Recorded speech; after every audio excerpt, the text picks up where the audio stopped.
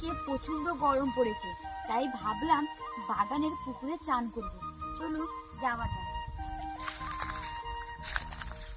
যেতে যেতে দেখছি গাছে কয়েকটা আম পেকেছে, দেখুন। আর বেশি আম নেই, কয়েকটাই আম রয়েছে। দেখছি নিচে একটা আম পড়েছে, দেখুন আমটার গা পুরো লাল, এপাশে হলুদ। আমটার গন্ধ থেকে মনে হচ্ছে আমটা পুরো পাকা হবে এবং মিষ্টি হবে। দেখি আমটা খাওয়া যায়। পুকুরের জলে আমটাকে ধুয়ে নিচ্ছি।